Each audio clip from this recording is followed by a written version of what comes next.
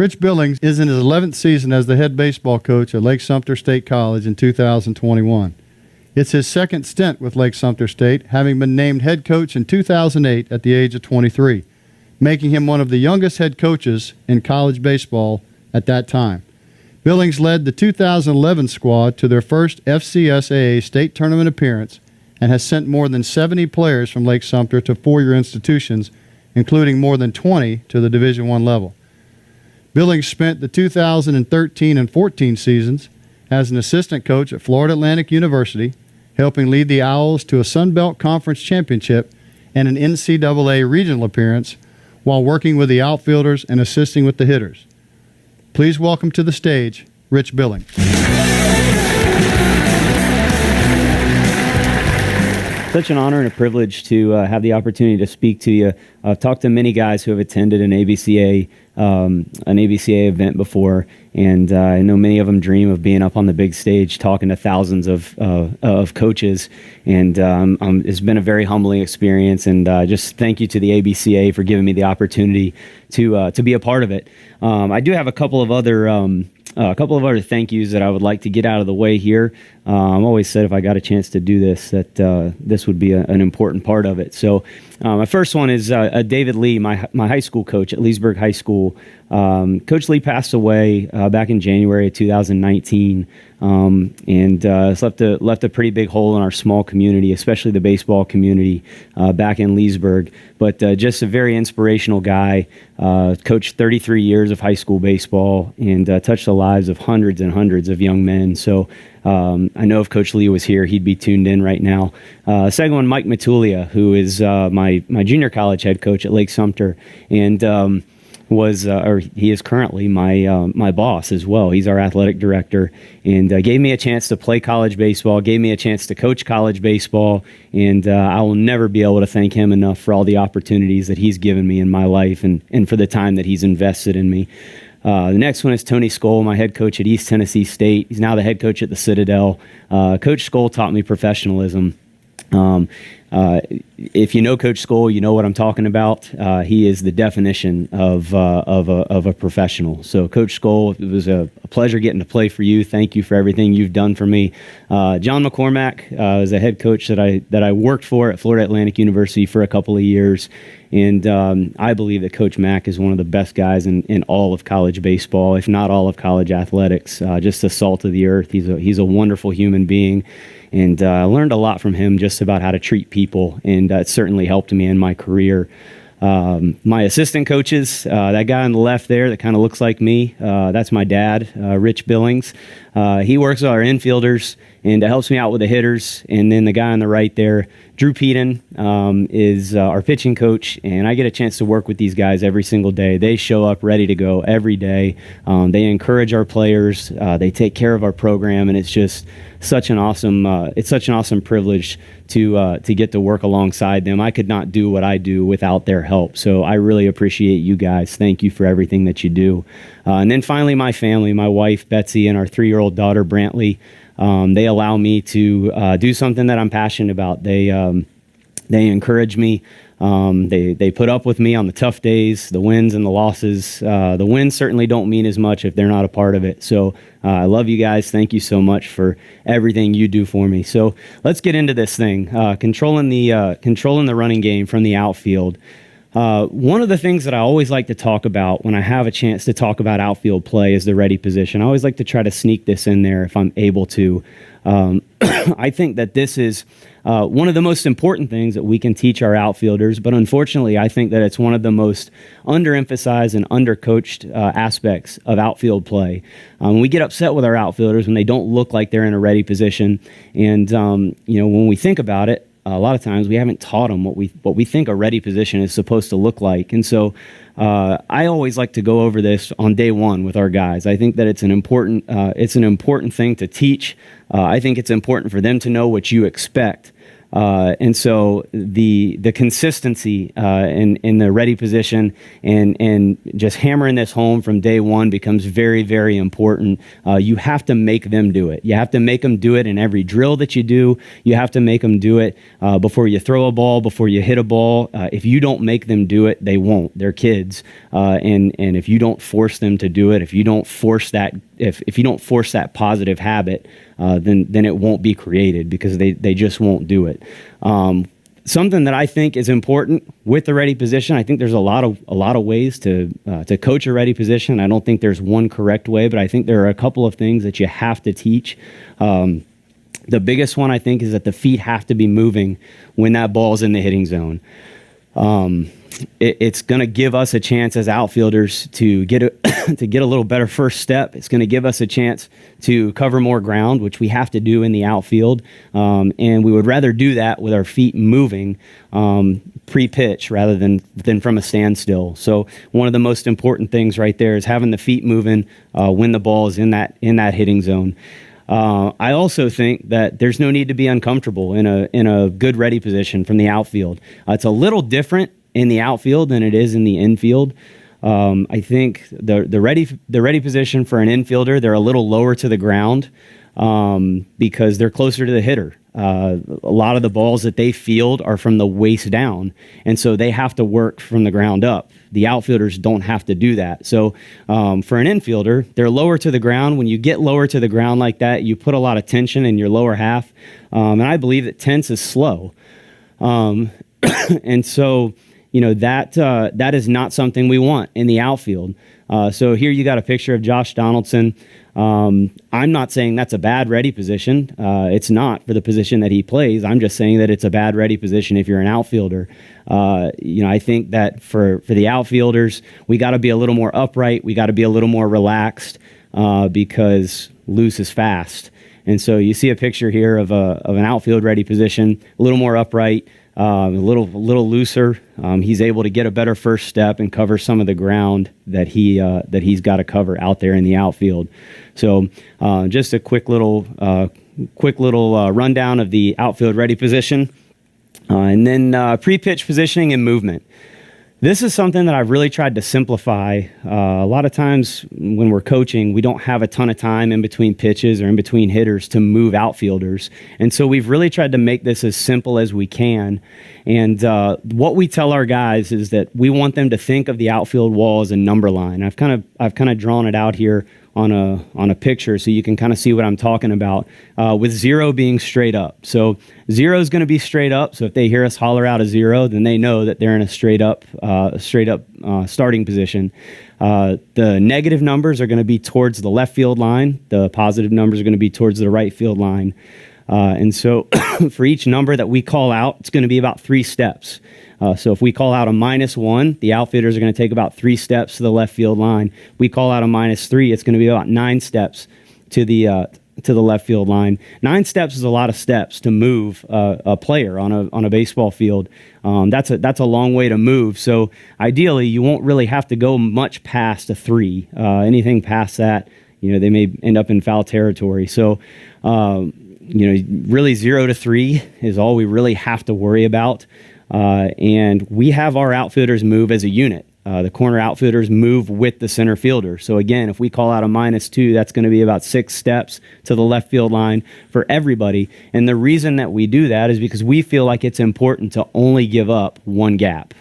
Every time we move, we only want to give up 1 gap. And a lot of times I'll make that decision based on a spray chart or some kind of information that I have in the dugout. I think a spray chart is probably the easiest thing to look at in the dugout and determine, okay, this guy doesn't hit the ball down the right field line, so we might go a -2 on that hitter, and if he hits it down the right field line, well, then he beat us on that pitch, and that's going to happen from time to time.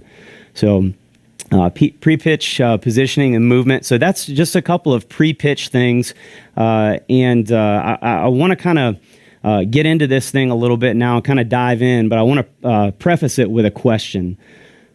Does outfield arm strength limit the running game? And I think a simple and easy answer to that question is probably yes, absolutely, it does. And I think a lot of people think that way. They think of outfield arm strength, and they think of outfielders throwing guys out at the plate and different things like that. But I would argue that point. And I would argue that the outfield assist is not really a very high percentage play. And so, I would say that outfield arm strength, while, it can limit the running game, it doesn't necessarily always work. The outfield assist is a very low percentage play for two reasons. Number one, we don't know how many opportunities our outfielders are going to get to throw runners out. And number two, when they do get opportunities, unfortunately, more times than not, that runner is going to be safe anyways. And so, we like the outfield assist, but it just doesn't happen all that often. And here's a couple of points here that will kind of drive that point home a little bit. Here in 2020, so just this last season, in 2020. 7 outfield assists led the major leagues, only 7. And there was 2 guys that collected 2 outfield assists. One of them was Teoscar Hernandez from the Blue Jays. Played in 46 games, played 380 innings on defense, and he only had 7 outfield assists. That's pretty amazing when you think about it. The other guy, Alex Verdugo from the Red Sox, played in 50 games. Played 422 innings on defense. And so, as you see there, and the season was only about 60 games, and 7 outfield assists just isn't many. So here's another stat for you. In 2019, 179 games, 20 outfield assists. And you think, well, man, that's great. I mean, what's wrong with that? There's not anything wrong with that. The only thing that's wrong with that is that that's not one person. That's the entire outfield for the 2019 World Series champions, the Washington Nationals. So that's their entire outfield collected 20 outfield assists. So we get caught up in outfield arm strength. And I can tell you that we have a couple of guys at Lake Sumter. We have, 1, 2, maybe 3 outfielders that have decent outfield arms. But the rest are average to below average. And I think most programs around the country are probably going to be in the same boat. And so I started thinking, well, how can we take those guys that are average to below average outfield arms and still allow them to play a part in controlling the running game from the outfield? If they feel like they can't throw guys out, it can be a little bit discouraging for them. And so I thought, well, we got to change the way that we measure. We have to change our measuring stick for this thing. And so we came up with just a defensive mindset on a live ball. And this is something that we go over with our outfielders, and it allows them to kind of take a little more ownership of controlling the running game from the outfield without feeling like they have to have a plus arm, without feeling like they have to throw everybody out on the base paths.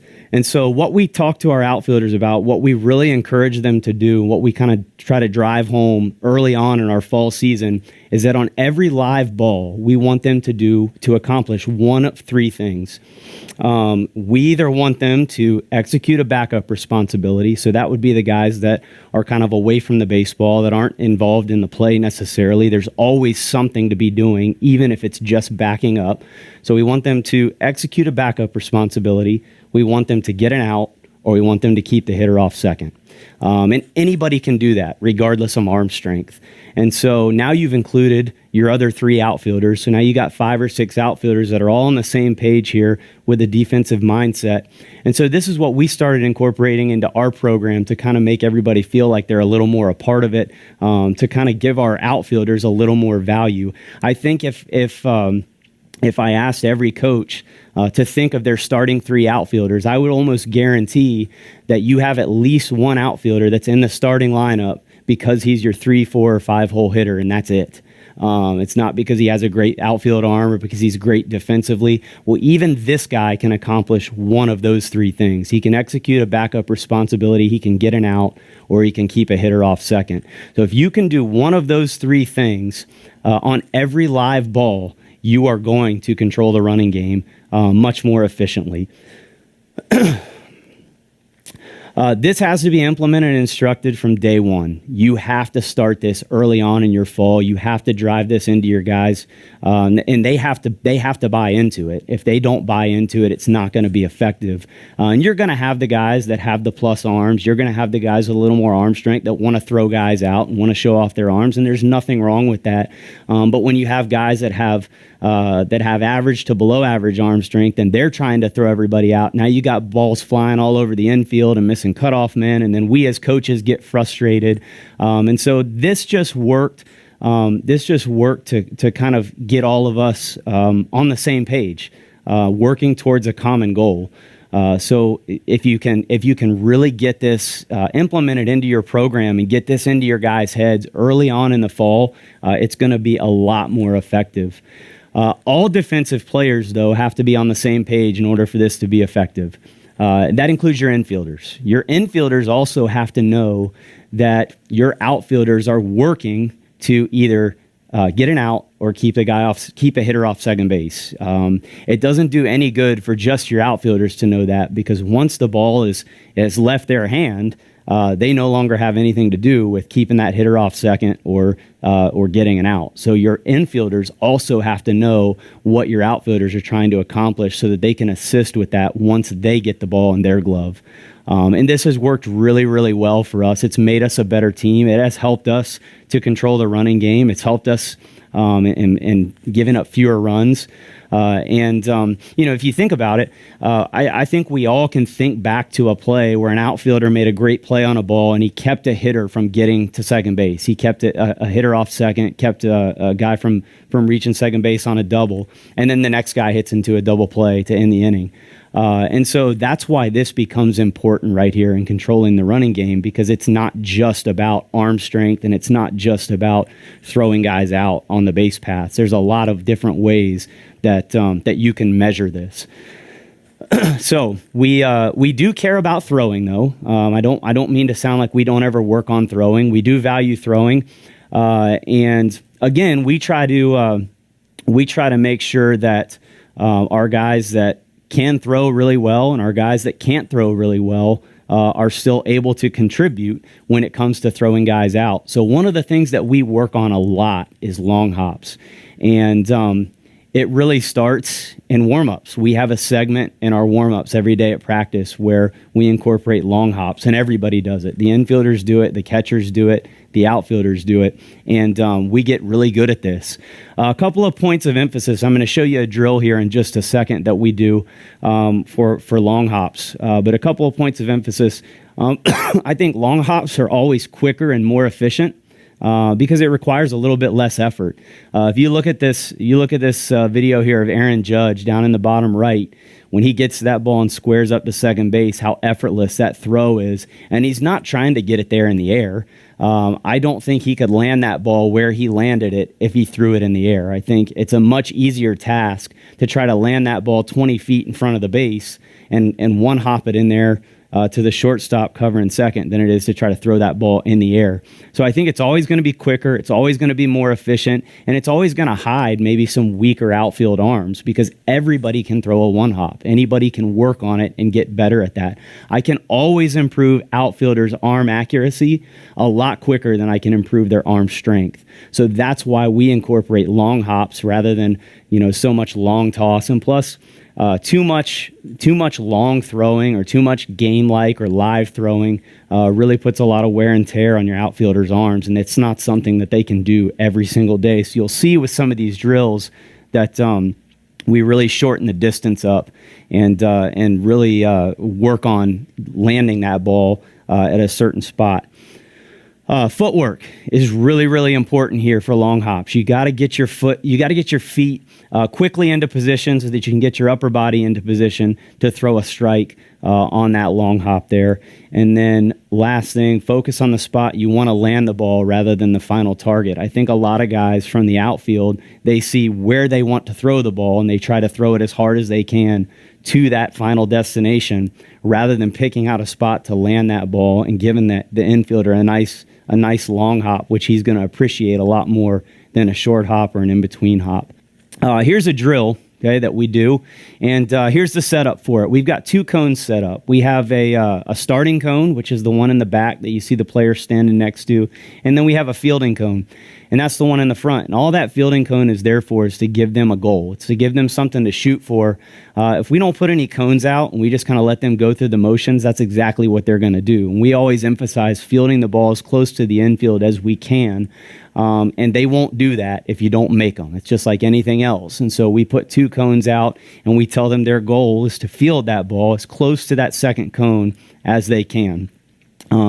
So that's what they're going to be working on here. And then you can see in the infield there, we have a net set up, small pitching net. And that is going to serve as our cutoff man. So anything in that net is going to be considered a good long hop. That's going to long hop right to the third baseman, right on the bag. Anything that hits inside that net. We have cones set up in front of the net. Anything that hits the cones, that's going to be a short hop to the cutoff man. So maybe you don't have infielders available here to work with your outfielders. Maybe this is early work. You have to get a little bit creative. So we use some different things to simulate a couple of different scenarios. And this net and the cones is one of them. So I'm going to run the video here, and you're going to see he gets to that fielding cone, good footwork, gives us a good one hop right into the net. Now this guy's going to hit the cones. That's going to be a short hop. That's no good. Okay, a couple guys here are going to miss the net, and you'll see back behind that net, we have 2 groups of infielders, and there's throw down bases, and those guys are back there for that purpose. So we miss the net to the left, we miss the net to the right, gives our infielders a chance to work on some long hops and tag plays over there at third base. The next drill that we're going to go into here is just an outfield footwork drill. And there's 3 different stations that we set up here. One is in left field, one is in center field, and one is in right field. And you can run these simultaneously if you're having, if you got a time crunch, maybe you got to run all 3 at the same time and just rotate your guys through. We did it individually just so you could see each individual drill and how it's supposed to run. Points of emphasis here. Get to the ball quickly. Again, you'll see 2 cones. You'll see a starting cone and you'll see a fielding cone just to give our guys a goal, a place to work towards. Also, we want to work to field the ball as close to the infield as possible. Talked about that a little bit already. We're always working to get as close to the infield as possible so we can cut down that distance.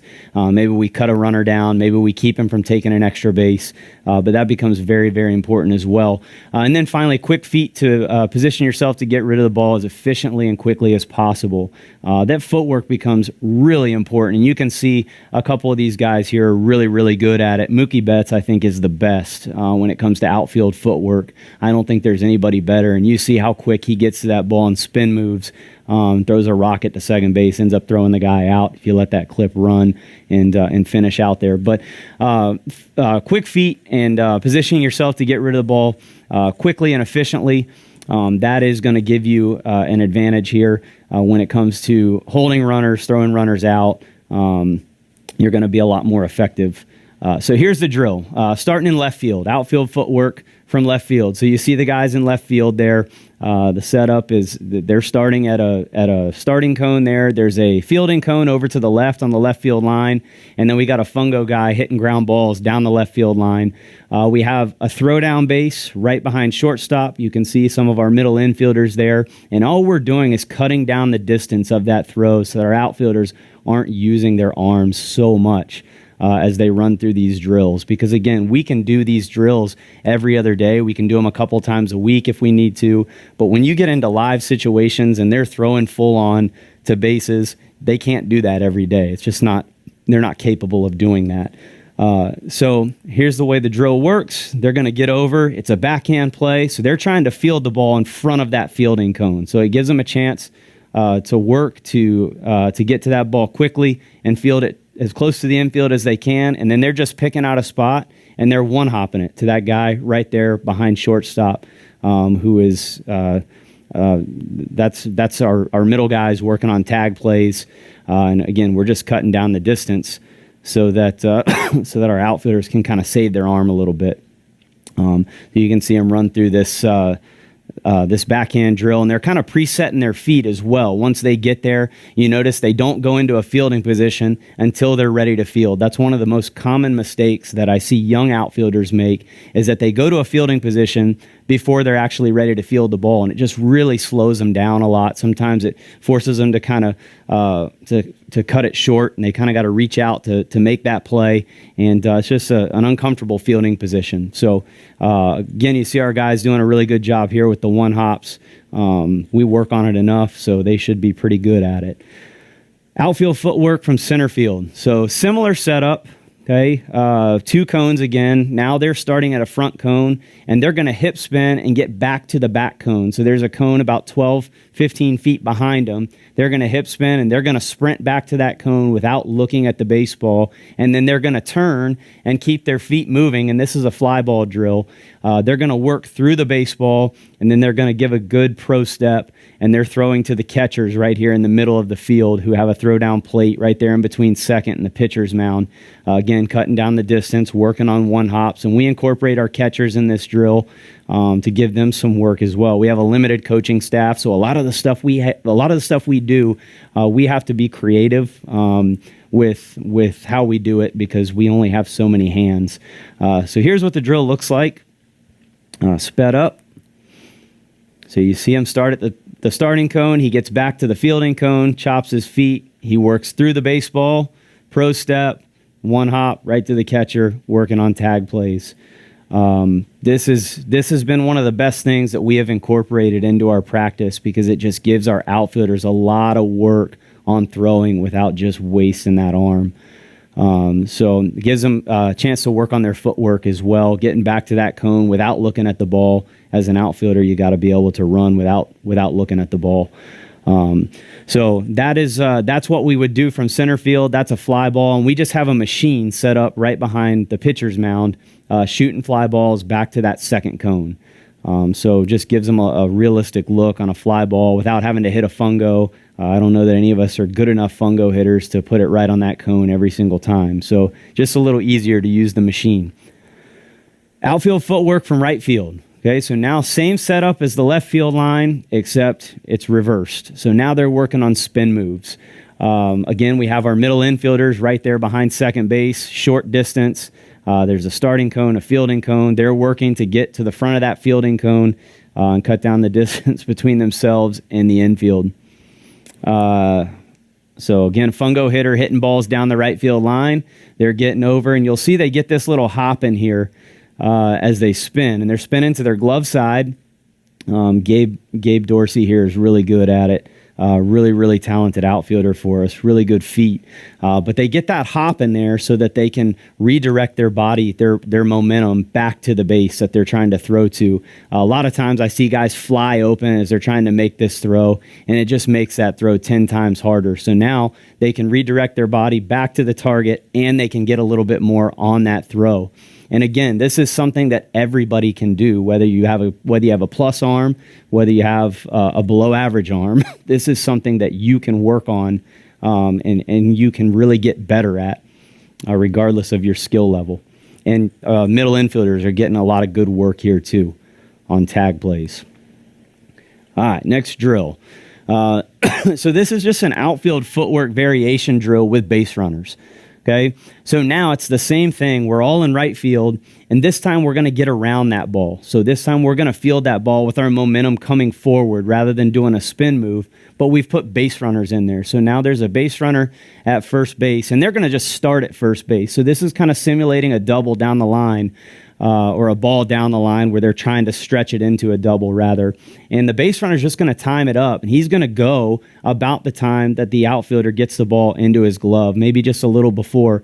And there are times where we'll have our guys slide here. There are times where we'll have a little competition, and we'll really ramp it up and see if our outfielders can throw out base runners.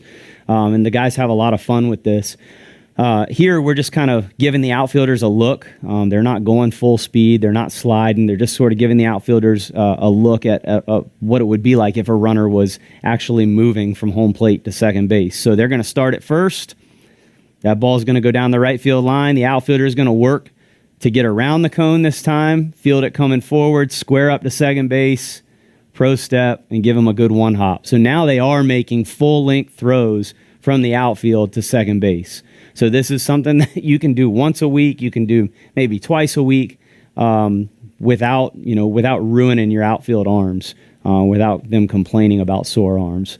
So really, really good drill here. You can do it from left field as well. You could also do it from center field. You could put runners at third base and have it make it a tag play and have them work on it that way as well. So a lot of variations that you can use here to make this drill effective and to make it work for you. Relay drill. Okay, points of emphasis here. This is an important one, especially if your pitching staff maybe isn't that good. You got to get good at relays. And so this is an important drill.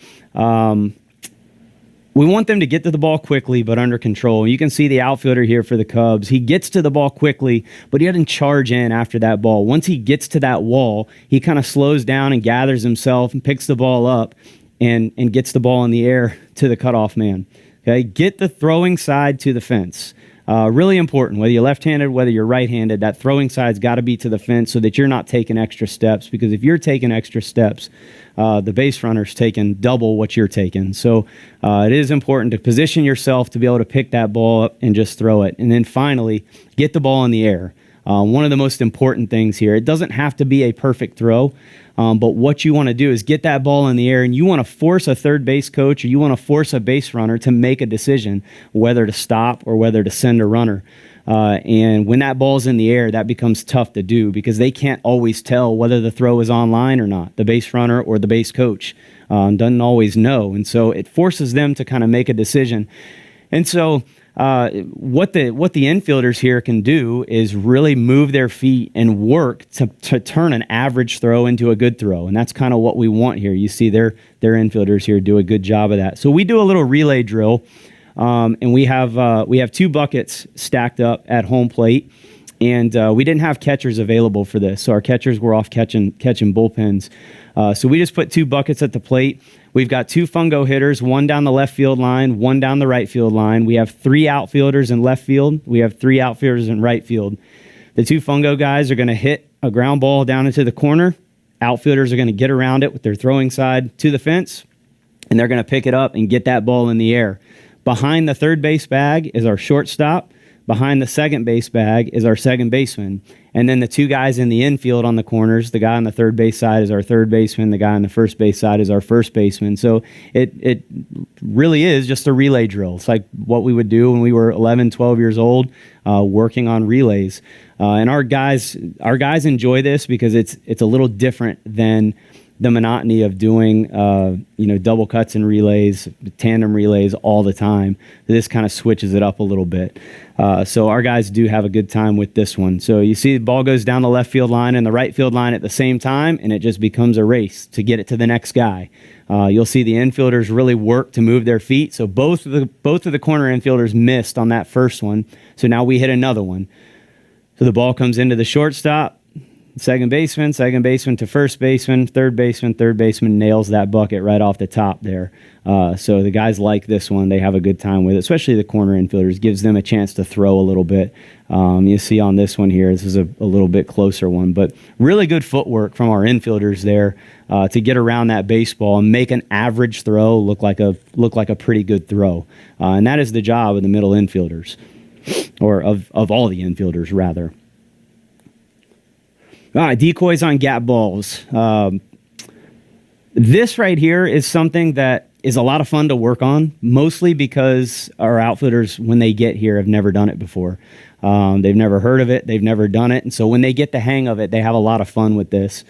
Points of emphasis, communication. That's the biggest one, communication. And so you'll see the setup here. We have a center fielder. We have a right fielder. And the two guys are going to converge on a ball in the right center gap. And the guy who gets there first is going to call ball. That's the guy that's going to go in and get it. The second guy is going to stay out, and he's going to give a full footwork, full arm decoy throw. And we're just trying to get a third base coach to maybe throw up a stop sign. We're trying to get a base runner to hesitate. And I think some people think that this is maybe a little bit of eyewash, or they think that it's kind of dumb, but it's only dumb until you see it work. And it does. This works for us a couple of times a year. So it's worth working on it. It's worth teaching the guys something new. So communication is the biggest thing. Also timing.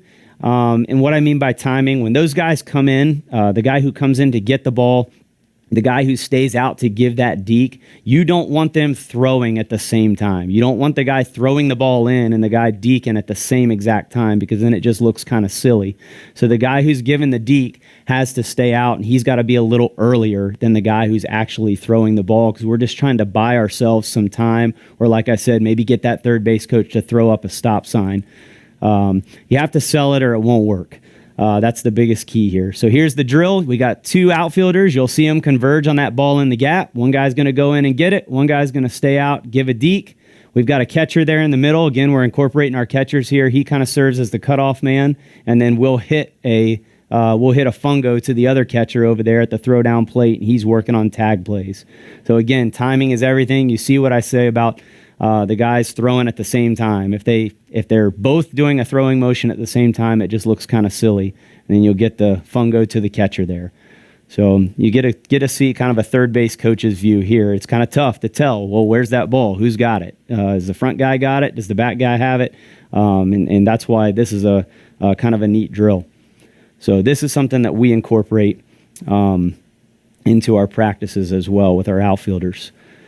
Decoys on line drives. Okay, this is something that actually works a lot if you're good at it. You can see Aaron Judge giving a good one here on a line drive. He freezes that runner at first, and then he forces him out at second base because he's not able to get a good jump, because he doesn't know whether Judge is going to catch that ball or not. See how he throws his glove up right there and acts like he's going to catch that ball. So we actually work on this. And a couple of points of emphasis. You got to know the situation. You don't want to deke in a situation that is not a deke situation. So nobody on is not a deke situation. Two outs is not a deke situation because the runners are going on contact. And so you don't want to put yourself in a position to make a mistake on a deke ball rather than just fielding that ball and throwing it in. Read angles at contact. You got to know the angle of the ball off the bat. You don't want to deke on a ball that you could catch in the air, and you don't want to try to catch a ball in the air that you should deke on. So you got to see those angles. Best place to work on that is in BP. Body position for a long hop. Got to get yourself in a position to get that good long hop so that you can work through the baseball and give a good strong throw. So sell the catch. You got to throw the hands up. You got to make me believe that you're going to catch that ball. You go with your hands apart like this. Nobody in the history of baseball has ever caught a line drive like this. So you got to get your hands together, and you really got to make that base runner, that base coach, believe that you're going to catch that ball. Okay, so we work on it here with tennis balls, and we go off the back wall of the dugout here, and we just give our guys a chance to kind of get a look at it so that they can set their feet, set their bodies up to catch that ball on a one hop and work through it. And then we'll go a little longer here where I'll throw it to them, and then we're incorporating our catchers again over there on the side with tennis balls. So our guys get really good at this and, again, have some fun with it. Outfield Pressure BP. A couple of points of emphasis here. This is a fun drill for the guys because it's live, and it gives them a chance to run around a little bit. Everything's game speed. Everything's live. There's always a runner on first. The runner on first always has to try to get to third on a base hit. The hitter has to always try to get to second. The defense has to know what they're doing with the ball before it's hit, and this is mostly outfielders because the infielders are just letting everything go through. They're not fielding anything. So this is all on the outfielders right here. Puts a lot of pressure on them. On every play, we're trying to accomplish at least one of these things. We're trying to get an out. We're trying to back up a base. We want to keep a run from scoring, or we want to keep the hitter off second. So if we can do one of those four things on every single play, then this is going to be a successful drill. So here's the setup for it. We have a BP thrower. We have a runner on first. Hitter's going to swing. It's live. Hits one in down the right field line here. Runner goes first to third. Hitter's got to get into second. We had a play on him at second there. This one's a ground ball, routine ground ball to left field. where we have a rundown now because that runner's got to try to get to third base just to put some pressure on the defense. The hitter's got to try to get to second. We have pitchers as well incorporated in this. They're working on backup responsibilities. Anything off the screen, they're turning a double play at second base. And here's another one here, ground ball to the left fielder. Shortstop just lets it go through. We have another rundown play here between second and third. That base runner is going to move into second, and then we got an out at third base there. So that's also an awesome drill just for game speed. It's not something you can do for very long because it's really good conditioning. This is my contact info. Please reach out to me if you have questions about anything. If you want to talk more about any of this stuff, I love talking about outfield play. So if you have questions, if you need anything, if you want videos, or if you want any more info on this, I would love to share that with you. So thank you so much for letting me share with you today, and best of luck to you guys in 2021.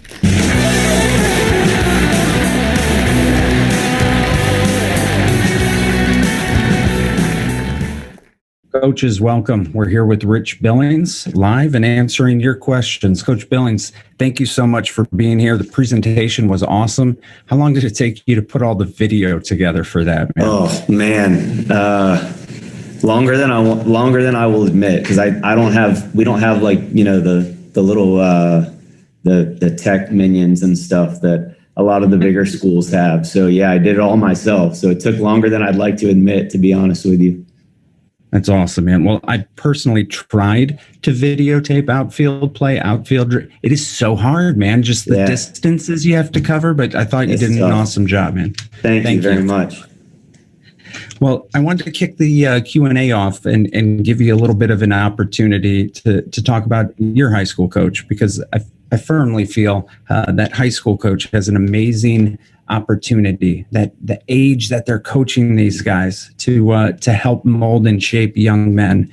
And you mentioned that you had lost yours recently, and I was hoping you'd be able to speak a little about what he meant to you, because I know you also served as a high school head coach at that same high school you played at Leesburg. So could you please share a little bit about Coach Lee with us? Yeah, just a tremendous human being. Really, really impactful guy. Everybody knew him, you know, was loved by our community. He grew up here as well. And, you know, just had an opportunity to play for him. I've known him since I was about 13 years old. And so the relationship, I had built a relationship with him from a very young age. And, man, just so many of those important times growing up, coming through middle school and high school. You know, he was there for all of that stuff, and so he got to see me go through some struggles. He got to see me go through some things that, you know, he celebrated with us, and it was just really, really cool. And I think it's important for high school coaches to understand that even if you don't think you're impacting kids, they're always listening. They're always watching. They're paying attention to everything you do. And, you know, it's real important for you to understand the kinds of messages that you're sending to them. Yeah, that's awesome, Coach. We're certainly sorry for your loss, but we appreciate you sharing a little bit, because I think it's important. We got to remember the guys that lifted us up, man. No doubt. If you don't know where you were, how do you know where you're going to go? You know. That's right. So now let's dig in a little bit to this outfield play presentation, because personally, I feel like outfield play is one of the most undercoached positions in amateur baseball. And from a baseball perspective, there's a great deal of opportunity to turn doubles into singles, triples into doubles. And, you know, the outfield assists are great, but there's a reason why you'll probably see every outfield assist that takes place in MLB baseball on Sports Center over the course of a year, because there's so few that happen. Right. You know? So do you kind of want to speak to what caused you to create the system that you did? What was the realization that you're like, man, I need to lock in on this with my guys? Well, you know, we're not getting the top 10, 20 round draft picks. We get, you know, in most cases, we get slightly above average high school players. Every once in a while, we'll get the player that is a little more skilled and maybe has a chance to be a draft guy in the future. But I just really try to tailor everything we do to the guys that we're coaching. And I'm not a genius by any means, but I'm smart enough to understand the kids that we coach and to know what I think it is they need to be good college baseball players. And that's really what I'm trying to do, is to turn them into good college baseball players. And if they get a chance to play professional baseball, then great. I would love for them to feel like we had a small part in that. But really, especially with the outfield play, some of the kids that we get aren't even outfielders when they come to us. We have to turn them into outfielders. And so I just kind of went back to the basics and said, okay, how can I make this as simple as I possibly can, to where these kids can understand it, to where they can grasp it, and to where they're really going to want to work and develop at this thing. And so that's kind of where it started. And it's just been in the last couple of years that we've sort of started that process. Awesome. Well, I want to kind of touch on your outfield positioning. I know there were some questions in the chat that had mentioned, where your corner outfielders at. It was very easy for him to understand where the center fielder was, and you had referenced right behind shortstop and second base. But do you want to elaborate at all, or provide any? It's a lot easier to talk than it is to type. Yeah, sure. The center fielder is pretty self-explanatory. I mean, he's right behind the second base bag. But for our corner outfielders, the way that I explain it to them is that if they took a line from their feet, it should go through the second baseman or through the shortstop and make a 90-degree angle with either the third baseline or the second baseline or the first baseline. So for a right fielder, he should be directly behind the second baseman, so that if you took a line through him and the second baseman, it would make that 90-degree angle with the third baseline. And if the middle infielders move, I have the corner outfielders move with them. If they go into double play depth, I just have them move along with them. It's just a little easier that way. The outfield positioning, again, is something that we've tried to simplify, and that was the number line was one of the ways that I could simplify that. And I actually got that from Brad Weitzel, who's a former assistant coach at the University of Florida. I heard him speak about that one time, and so I've been using that for a couple years now, and it works really well because they can move quickly. I don't have to do a bunch of hand signals and all that stuff. So, no doubt. Now, one of the things I thought was interesting, and I wanted to draw out and get a little more input on, is you referenced moving the outfielders as a unit. You didn't want to leave two gaps open or two holes open out in that outfield. Now, I'm assuming the unit kind of moves off those infielders then as well. How does that work within the lineup of those corner outfielders? Well, usually we keep a chart in the dugout, and so I'm generally moving the outfielders individually. The infielders, or as a unit rather, I will move the outfielders. The infielders kind of have their positioning where we want them, but then based on what I'm seeing on spray charts on certain hitters, I will move those outfielders on my own. And then we have somebody that's responsible for the infielders as well. So, every once in a while, we will have them all move together if we're doing a shift or something like that. Very rarely do we do any kinds of shift, but every once in a while, if we know there's a big pull guy up or something like that, we may put something like that on. But usually it's me yelling out numbers to the outfielders, and they're moving on their own. Awesome. I really like the concept of the moving them as a unit, because it's almost like a little bit of a safety net. Like you got an idea where somebody's going to go or how you're going to pitch them.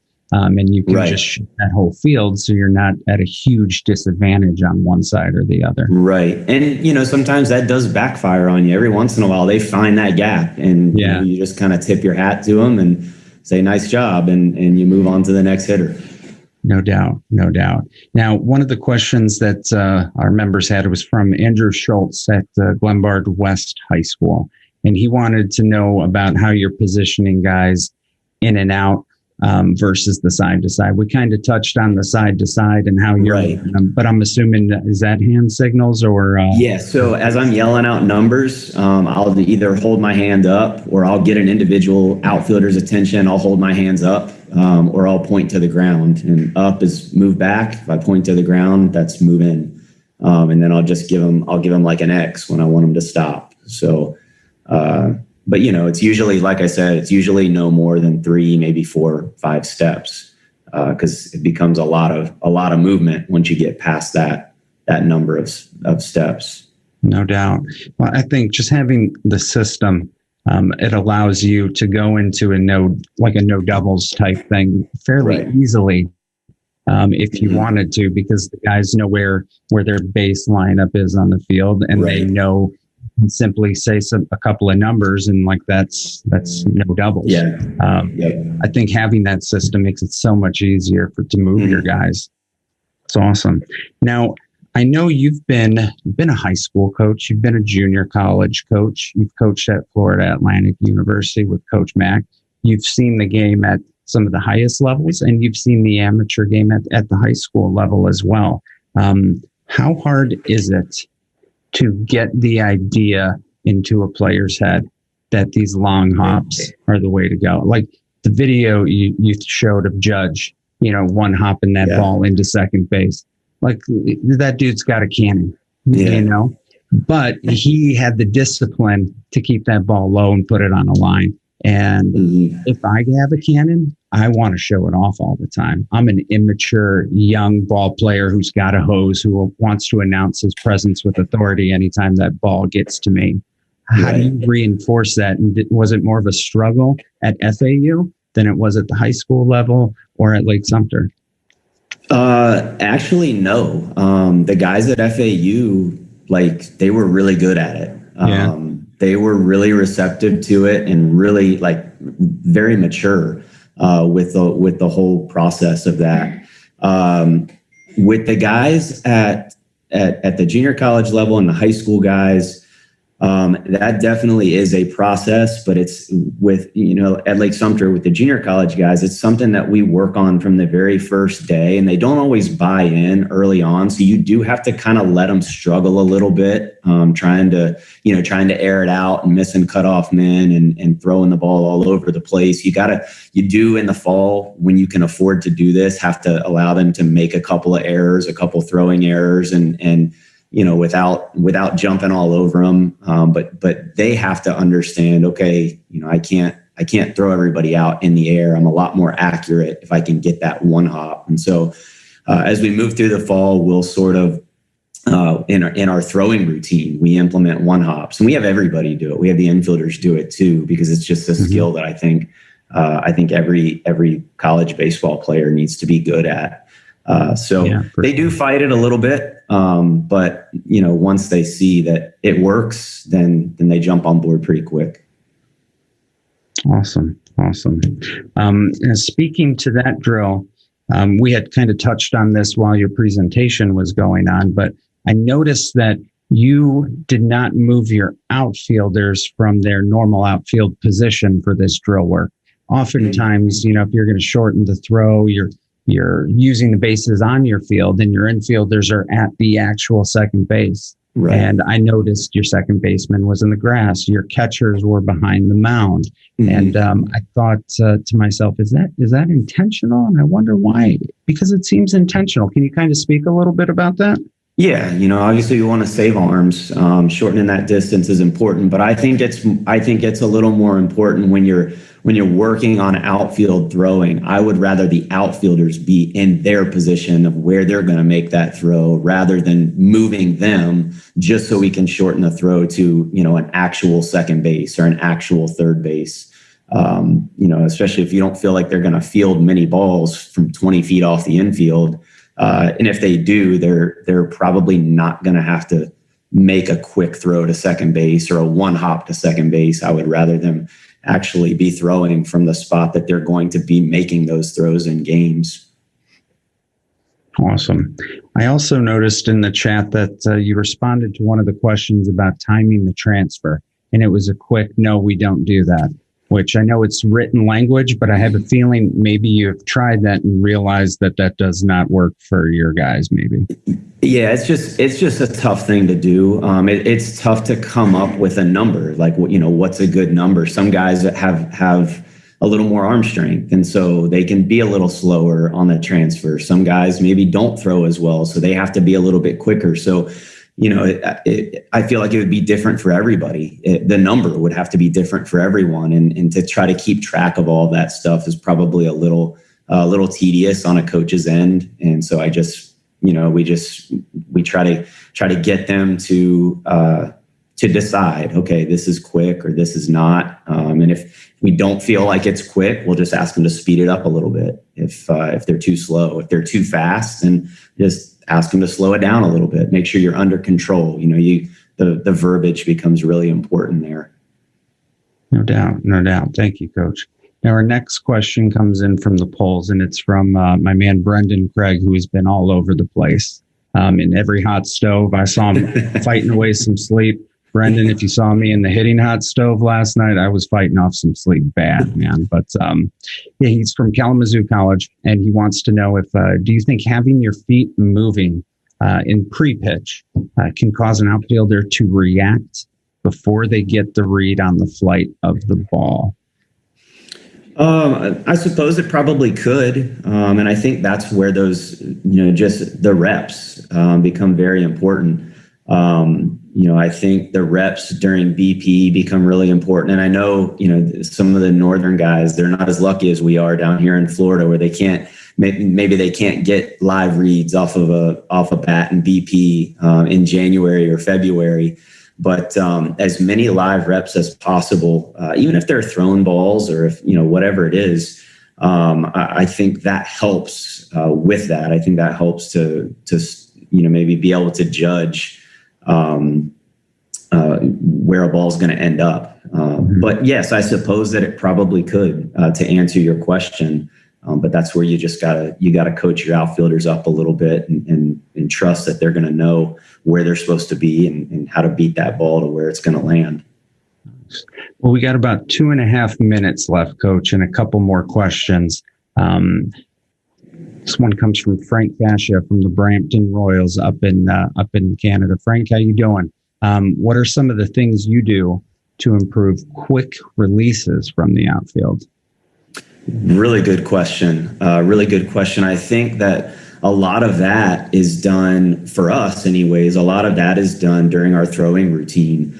After our guys are loose, they have certain drills and stuff based on position that they have to complete before we move on to the next thing. And so we'll have guys just have a ball in their glove and work on the footwork on a ground ball, work on throwing short distances. Sometimes we'll back them up and have them work on the long hops with the footwork on a ground ball.